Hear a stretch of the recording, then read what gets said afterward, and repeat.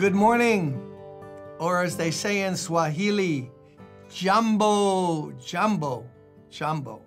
When you go to an African restaurant where Swahili is spoken, it's jambo. We are up to Psalm 11, and I want to say to all of you in the comments below, you can get back to me. I hope you read Psalm 11. Tonight, read Psalm 12. Whatever you meditate on and what nugget you get back to me with it so that I can refer to some of them and I know that you're reading and trying to extract for yourself.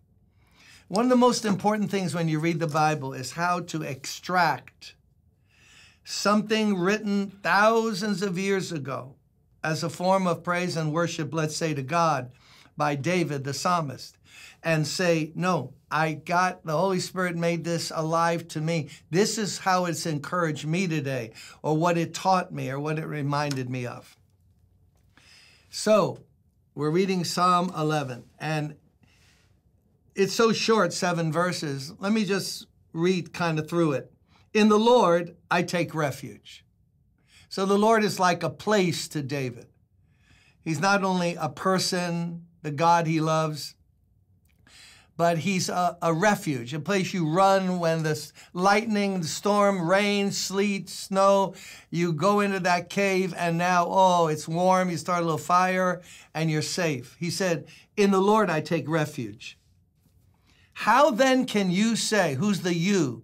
How then can people around David who don't know that God is his refuge, how can you say to me, flee like a bird to your mountain? For look, the wicked bend their bows. They set their arrows against the strings to shoot from the shadows at the upright in heart. Then it goes on for the rest of the psalm, but here's what struck me, and I want to encourage you with it. When we have faith in God, we don't have to run from anything. When David faced Goliath, he didn't run away from Goliath when Goliath challenged him and said, who are you? You're just a kid. Get out of here. What are these sticks you carry? And that slingshot was going to take Goliath down, but he didn't know that David was not intimidated because David had faith in God. And now David is saying, much later in his life probably, how can you say to me, flee like a bird to your mountain? Get away from the uproar and the evil people trying. And notice the evil people who attacked him, the wicked bend their bows and they set their arrows against the strings to shoot from the shadows at the upright in heart. So when you're upright in heart and when we're serving God, even a man like David could encourage us and say, don't be afraid. There's people against you who will shoot at you from the shadows. They don't come out and let you, hey, you know it's me and let me fire at you. No, no, no. From the shadows. Social media with no names given. Is there a lower form of humanity than that? Criticizing, attacking people, ruining the life of a 14-year-old by bullying her online? From the shadows, though. Not come out and let's reason. Here's my problem with you so we can discuss it. No, just shoot arrows at the upright in heart from the shadows. But David says, what are you telling me to run away? I don't run away. God is on my side. He then says in the next verse, the Lord is in his holy temple. The Lord is on his heavenly throne. We got to remember this today. God is in charge of everything. He's on his throne. Is wickedness going on in the earth? Yes.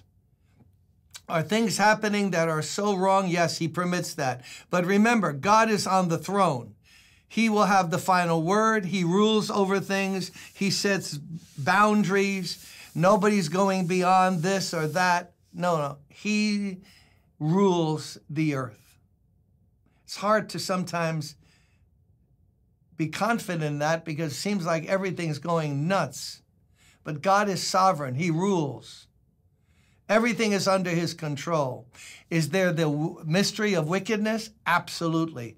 But God is in control of that. He gives Satan free rein just so far in his incredible plan of redemption and in the way he rules things. So David said, I'm not running from anything. Why do you tell me run away? No, I'm not a coward. God makes me strong. Cowards run from things. They don't face life. And this is more than just a fight, a physical fight. I'm not running anywhere, David is saying. I'm not a bird that runs away when it sees danger. I face life because God is on my side. The Lord is with me. I know there's guys in the shadows shooting at me, but I'm not going to lay awake at night. Listen, don't lay awake at night. Oh, what are they saying? What is he? It won't matter one iota, 1 millisecond into eternity. When you die or the Lord returns, you think the thoughts as we're going to be with the Lord will be, man, Malcolm really didn't like me. Man, he said something so bad about me. Like, whatever.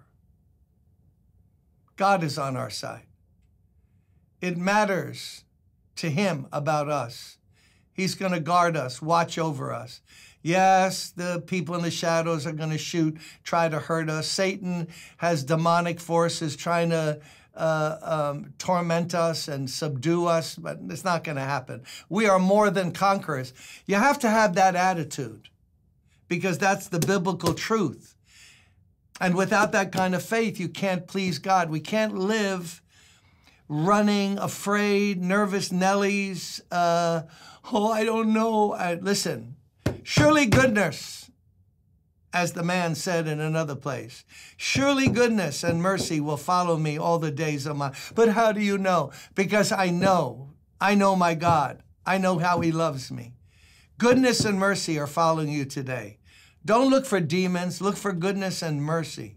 They're following you all the days of your life. And we're going to dwell in the house of the Lord forever. Run, get frightened, run from the will of God and what he wants us to say and do. No, it's a time to stand. In spiritual warfare, having done everything, we stand. We don't run, we stand. Let's do it today in the name of the Lord. Now read Psalm 12 or make your comments about Psalm 11 or respond to me Psalm 12 so we can kind of find out what God is showing you.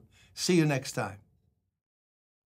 I want to give you some feedback today. Hi again, Pastor Jim Cymbala. You are looking at me right now and saying, what is that he's wearing? This is called, I know you haven't seen one from me in half a year or more. It's called a suit. The occasion is I am officiating a funeral, and it is what it is. So do I seem more ministerial? Maybe I should change my voice and get very talk like a real reverend. Well, I can't. I am who I am, but I'm happy to get back to you on some of your comments. Oh, Denise